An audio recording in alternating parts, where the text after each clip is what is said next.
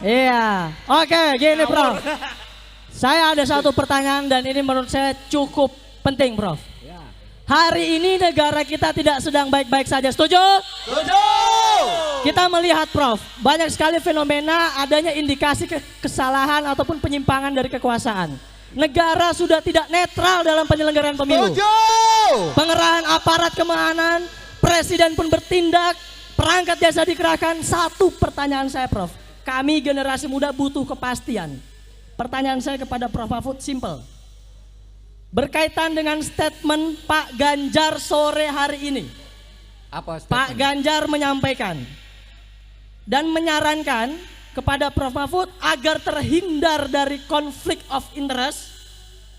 Beliau menyarankan untuk Prof Mahfud mundur dari Menko Polhukam. Kami ingin sikap ketegasan positioning dari Prof Mahfud berkenaan dengan ini. Gimana Prof? Baik, tolong dengarkan baik-baik semuanya. Apa yang disampaikan Pak Ganjar ke publik sore ini adalah kesepakatan saya dengan Pak Ganjar sejak awal. Bahwa saya pada saatnya yang tepat nanti pasti akan mengajukan pengunduran diri secara baik-baik. Jadi tidak ada pertentangan antara saya dengan Pak Ganjar. Itu sebabnya kalau saudara semua cermat, pada saat penutupan debat itu saya akan membacakan sebuah pernyataan. Saya berterima kasih kepada Pak Jokowi yang telah mengangkat saya 4,5 tahun yang lalu sebagai Menko Polhukam. Dan saya percaya dia punya niat baik untuk rakyat ketika mengangkat saya sebagai Menko Polhukam. Dan saya membantunya. Sekarang pun saya bersedia bersama Mas Ganjar untuk melanjutkan tugas-tugas karena menurut saya Pak Ganjar adalah calon presiden yang betul-betul pro rakyat. Nah, jadi saya sudah memberi isyarat itu. Tetapi kenapa ini tidak dilakukan sekarang? Karena begini, satu menurut aturan itu tidak dilarang. Dulu yang tidak dilarang itu ya menteri, terus pejabat-pejabat pusat lah. Tapi menjelang Pilpres yang kemarin ditambah lagi aturannya bahwa wali kota pun ya tidak harus mundur gitu kan, aturannya ditambah. Padahal itu aturan lama yang hanya menyebut menteri dan pejabat-pejabat tertentu. Tapi tidak apa-apa. Yang kedua, saya juga ingin memberi contoh. Kalau saya ini menjadi calon wakil presiden, masih merangkap apakah saya menggunakan kedudukan saya untuk memanfaatkan fasilitas negara atau tidak. Ini sudah 3 bulan saya lakukan. Saya tidak pernah menggunakan fasilitas negara. Saya masih berkantor di Polhukam secara rutin.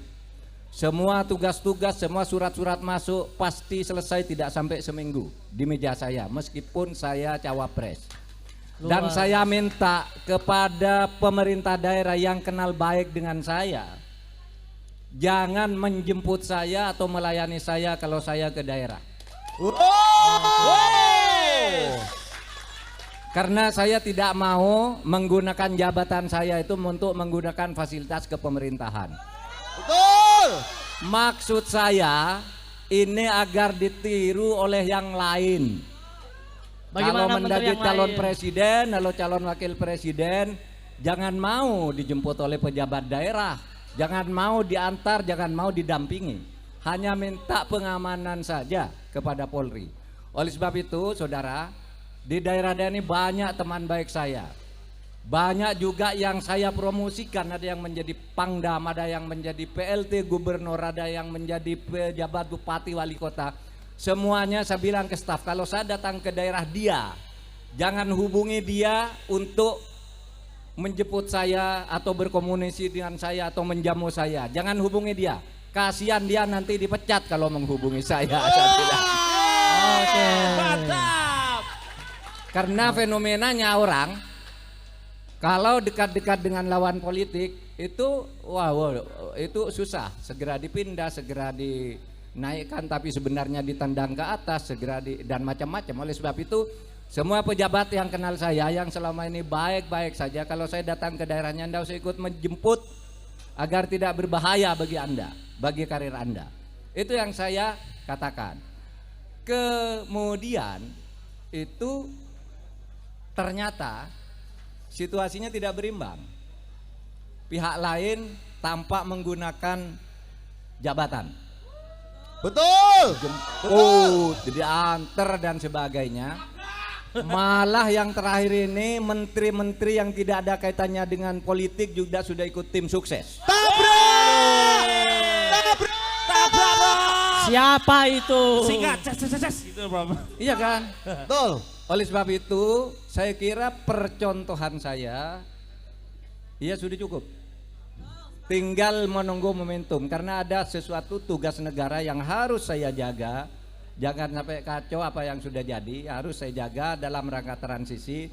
Dan saya menghormati Presiden Jokowi yang mengangkat saya 4,5 tahun yang lalu dengan penuh ketulusan, dan berdasar ketulusan yang seperti itu pula saya sekarang akan meneruskan tugas-tugas itu bersama Ganjar Pranowo. Tinggal ya kalau saudara lihat sekali lagi pidato saya pada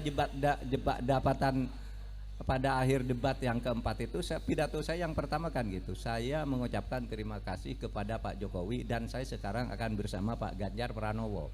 Itu berarti menunggu momentum, menunggu transisi, juga menunggu karena ini menyangkut politik, strategi politiknya dari partai pengusung melalui TPN. Itu harus disiplin begitu, tidak bisa colong pelayu pergi begitu saja dari Pak Jokowi, tapi juga tidak bisa kita lalu menghindari aturan-aturan organisasi di mana saya sudah bersepakat akan melakukan itu pada saatnya.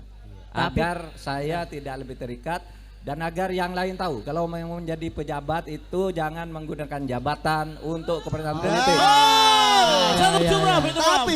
Tapi itu dosa politik, itu dosa politik yang akan meracuni generasi muda. Tabrak, bro. Berarti Prof Mahfud berkomitmen sampai pada waktunya Prof Mahfud akan mengundurkan diri untuk menghindari konflik of interest. Nunggu timing.